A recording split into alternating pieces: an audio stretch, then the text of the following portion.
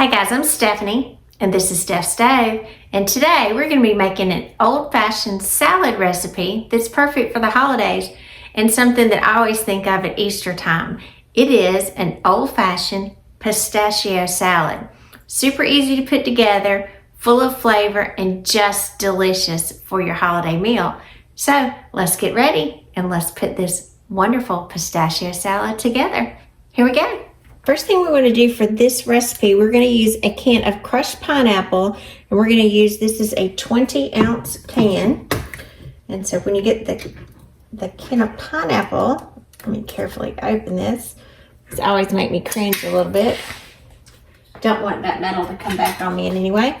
You do want to drain it, and so I know most of you understand what I mean by draining, but for those of you that don't, I wanted to be very clear on this. I'm just going to put this into another bowl and drop the pineapple in here, and I've just got a little strainer, and I'm going to let this sit. I'm actually going to leave the can on top of it for it to weight it down some for the remainder of it to come out. You want to get as much of the liquid out as possible because we do not want that in the recipe. We want mostly just the pineapple. So we're going to let this sit and do its thing for just a minute while it's naturally draining. Get that extra up. And while it's working on there, I'm going to come over here to this. It's kind of like a good medium-sized bowl here. And we're going to take one package, and this is Jello Instant. Make sure you get instant pistachio pudding mix. And so this is always something I think about at Easter time because one, it's green, so it's pretty. It's just got a beautiful little color to it. And it's just so refreshing. Super good. So we can put the entire container in here. It's just a regular thing. It's 3.4 ounces to be exact. The size of the pudding mix. All right, and now I'm going to set this to the side while that's in there and our pineapple continues to drain. Another thing I use in this recipe, I like to add nuts to it. Now, if you don't like to add nuts, that's fine. You can completely omit them. I've got about 3/4 of a cup of nuts here, and I just wanted to show you. For this one, I don't put it in a nut chopper. I chop it by hand. And the one thing about chopping it by hand, and you can just very slowly go over and chop it because you don't want this kind of just chopped together to little pieces where you can't get anything. You know, they're just like little shreds. You don't want that. You want some little chunks in there.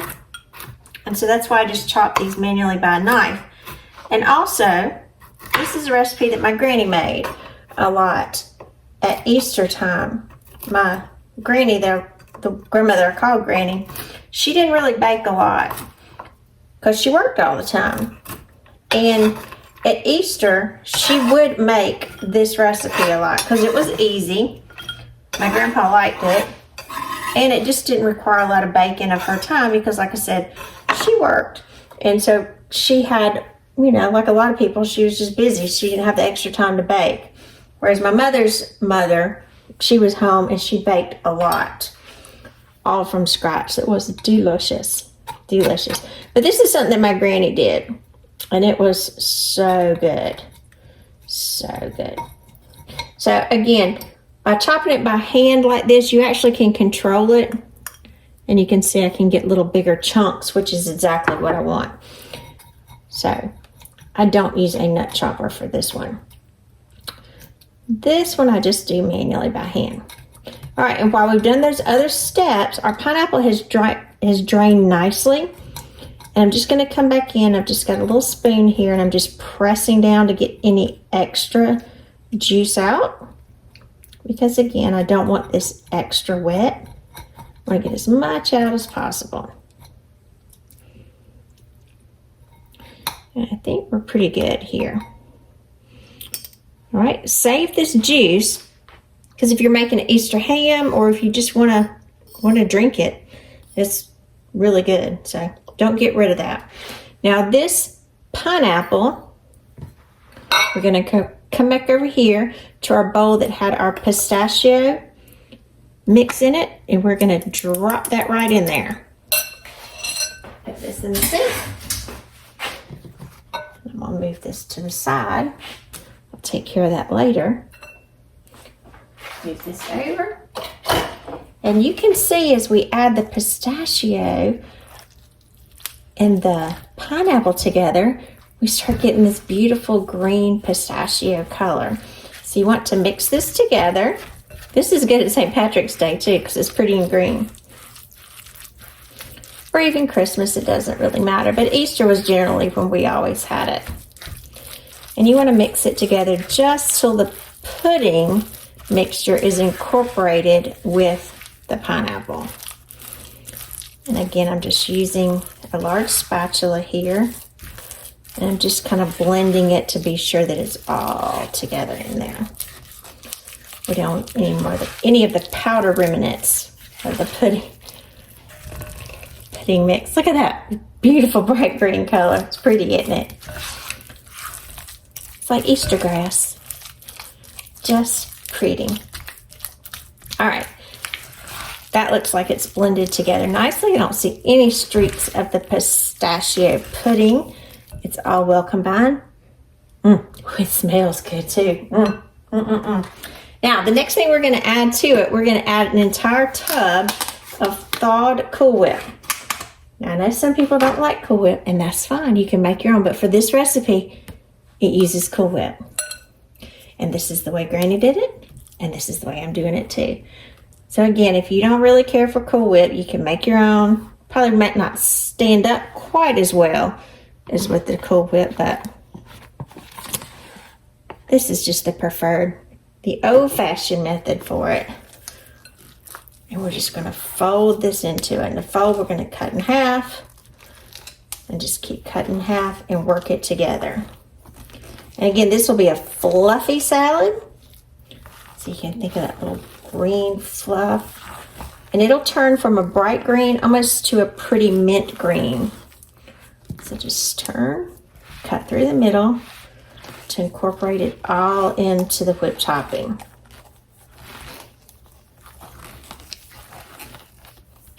This is something good that you can do the night before.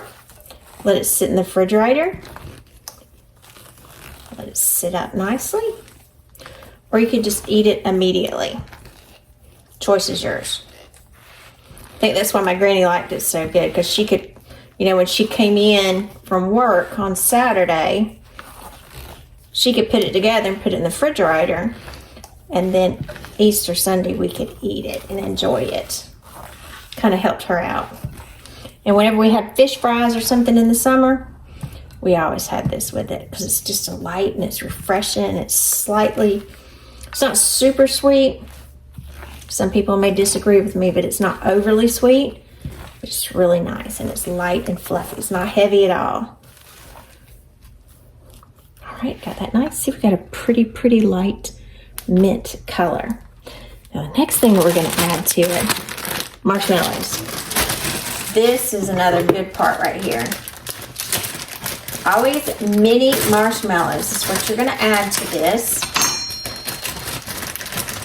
This particular package that I'm using is 10 ounces, and we're going to use about half. Now, there's no right or wrong to this, so you can just guesstimate what you feel is half. And I'm just going to kind of with my hand go in there. That feels like about half to me. So that's what we'll go for. If your half is a little bit bigger, that's fine too. And again, careful so your marshmallows get incorporated. There's little escaped one right there.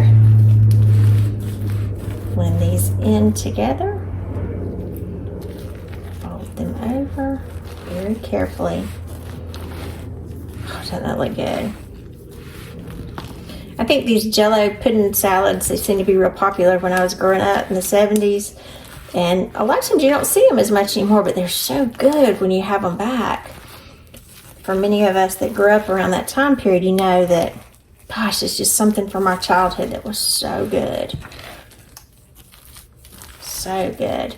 And if you're making this too far in advance, I wouldn't put the marshmallows in it. Just wait. Maybe the night before is fine, but you want fairly soon when you add the marshmallows. You want it to be eating it fairly soon. All right, Now, I'm going to add my nuts in here. And when I add the nuts, I'm going to reserve out just a little bit of them because I want to garnish it on top. And again, if you don't like nuts, don't add them. You don't have to. We like nuts in our family, and so that's why we always put these in here. You could, if you like a little coconut, that would be real good. Toast some coconut and put in here. If you couldn't have nuts, delish. Delish. Again, you're just gently folding it in here. Making sure every bit of it is incorporated. All right, we're almost ready.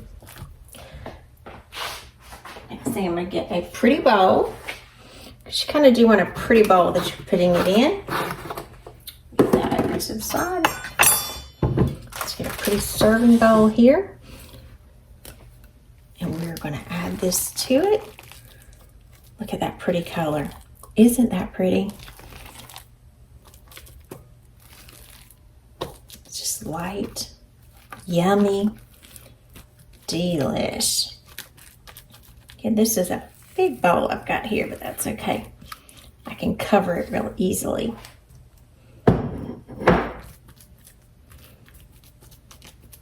Oh, beautiful. Now, just when you think we're finished, not quite, I'm going to come in these remaining nuts, and I'm just going to sprinkle over the top. Again, this is the way my grandmother did it, so that's kind of the way I do it too. And then I'm going to add, just to be pretty, a couple of maraschino cherries on the top, just to make it extra lovely. Now again, this is not something that you have to do, and I actually like to have the stems on them because I just think it's pretty. You get some juice on there, it's not that big a deal because it's really super sweet. Just add some nice prettiness to it.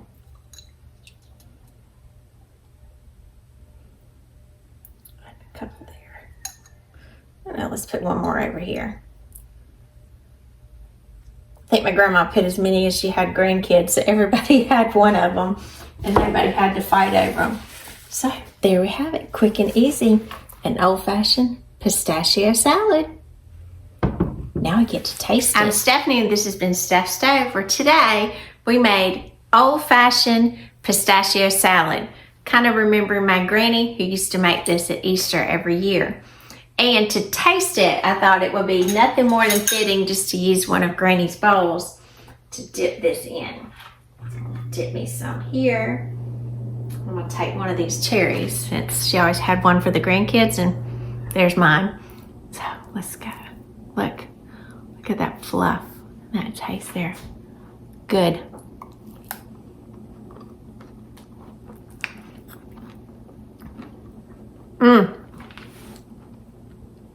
This is a perfect salad, and it's green. Yum.